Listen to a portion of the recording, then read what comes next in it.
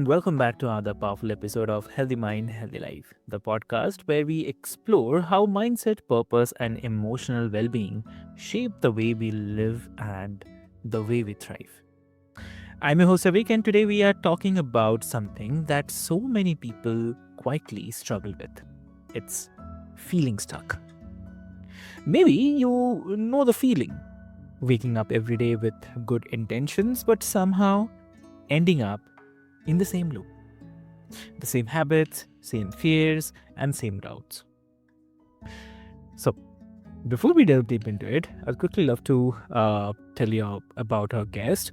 So, please welcome Olivia Colbear. So, welcome to the show. Hiya, thank you for having me. Amazing. So, dear listeners, before we delve deep into the discussion, I'd love to introduce you to Olivia. So, Olivia knows that cycle all too well. And more importantly, she knows how to break it. Yeah. So she's a former secondary school teacher turned life, health, and mindset coach who helps women uh, stop repeating unhelpful patterns and start living the lives that they actually want. So through NLP and practical mindset work, she helps her clients build the confidence, clarity, and the self leadership not by adding more to their plate, but by rewiring how they think. So, after 6 years in teaching, she made a bold decision. She walked away, went traveling for a year, and completely reinvented her life. And now she helps others to do the same with purpose, courage, and compassion. So, I'll not take much of your time. Olivia, welcome to the show, and it's really an honor to have you here. Thank you so much. What a lovely introduction that was. Thank you. So, uh, would love to talk about the turning point. I mean, um, you walked away from a stable career, the teaching career, to go to traveling. I mean, a massive life decision, I'd say. So, what was the moment that you realized you couldn't keep living on kind of autopilot anymore? Yeah, so for me, it was actually that I think I'd had a gradual build up to feeling like, ugh, just how how am I going to carry this on for the next 40 years? And it wasn't necessarily that there was one big moment that made me realize, but lots of small micro moments and a buildup of that feeling inside me that was like, this just isn't right. This isn't for me. This isn't what I want to do for the next 40 years. And I've really got to do something about it. So when COVID hit, um, it gave us, well, I know COVID was terrible for so many people, but for me, it was actually quite a positive experience in that it gave me the chance to take some time away from going to work every day and sit down and think about the life that I wanted to live. And it wasn't really clear to me at that point what direction I wanted to go in, but I knew that I wanted to go traveling and see a bit of the world, um, and step outside of my usual environment, if you like. So after COVID finished, I went back to work. Me and my partner both saved as much money as we could. And then in 2023, we left to go traveling. And it was there that I really sat down and, I can go into it if you want, but really sat down and just decided that I needed to do something about my situation. Otherwise, I would be teaching for the rest of my life. Yes. No, that's a great decision, I'd say. I always support this uh, because like I also sometimes feel like that something which becomes a monotonous thing and where you are not feeling like okay, fine, and all this kind of thing, then you should definitely look for something or listen to your heart. I mean, what it is saying. So uh, yeah, definitely not bad. So it's so relatable because sometimes the kind of scariest decision is the one that finally set us free. So definitely. And like you also talk about people being stuck on the same loop. So why do you think, I mean, we get trapped in these kind of repeating patterns of self-sabotage or indecision?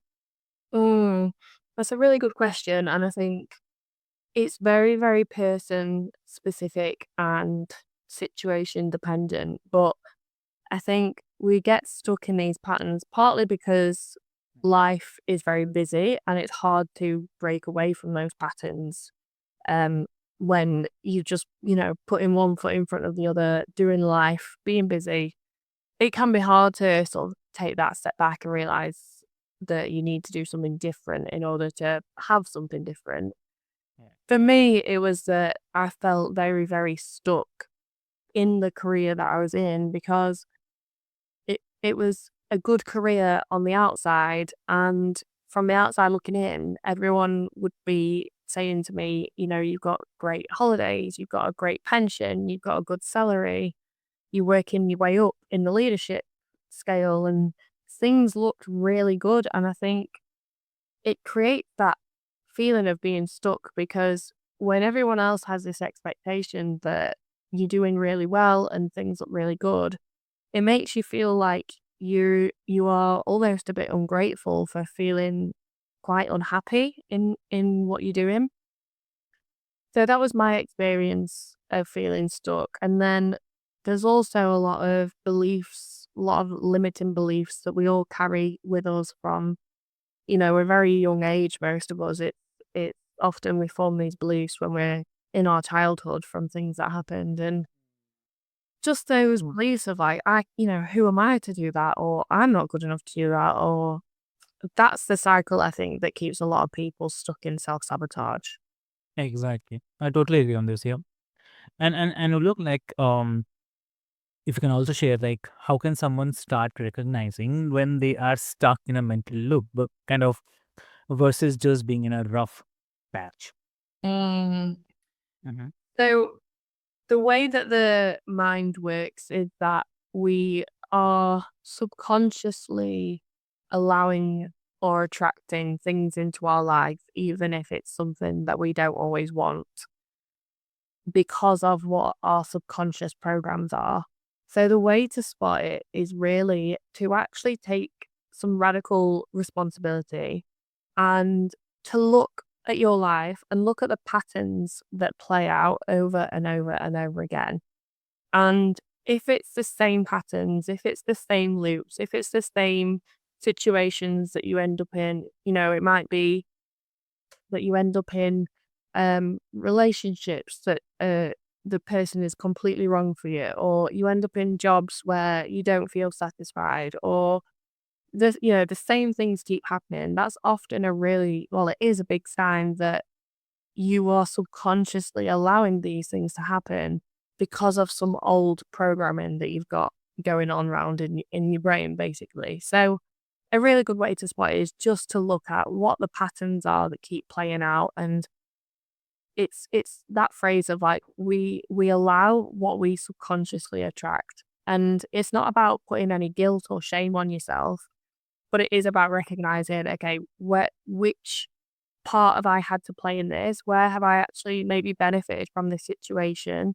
Even if consciously I'm saying that I want something different, there's obviously some kind of subconscious, like for me, when I was teaching, the cycle that I was stuck in is I consciously was saying I want something else, but subconsciously I was very comfortable where I was, and staying stuck was actually my way of staying very, very comfortable, even though it wasn't what I wanted. It was comfortable because I knew the job. I didn't have to step out of the job and do something scary. So I was actually allowing that career to have my life for a few years. So really it's about just looking at the patterns, spotting what keeps coming up, and then taking some real big ownership and responsibility over your own life to do the thing that probably feels quite hard and quite uncomfortable. That's really helpful. Thank you for sharing this. And it's a really powerful distinction, I say, because awareness really is the first step to change. So, definitely, definitely. Yeah. Mm. And many people struggle with letting go of an kind of identity, right? So, especially that is one tied to their career, like you did with teaching. Um, how do we find that courage to reinvent ourselves when the old version feels kind of safer thing? So, what do you say? I love this question.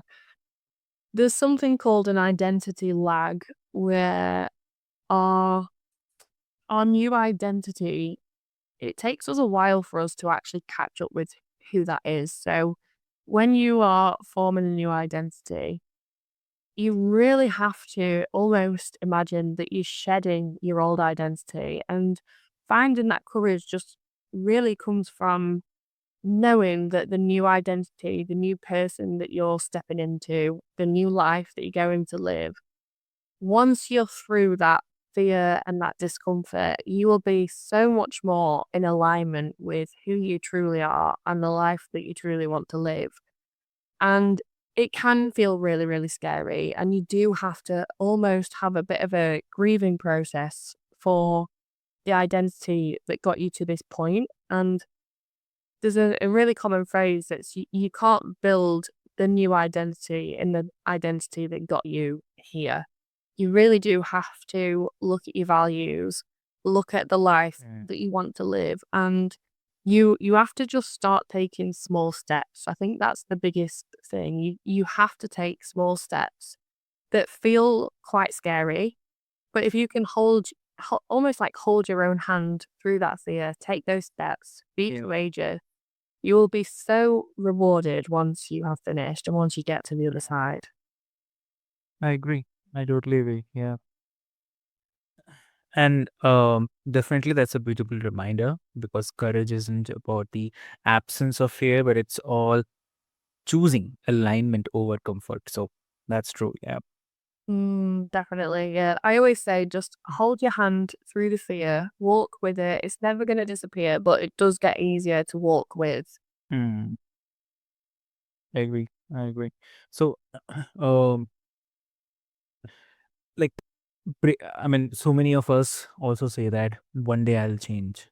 So I mean, one day I'll start the business, and one day I'll prioritize my health.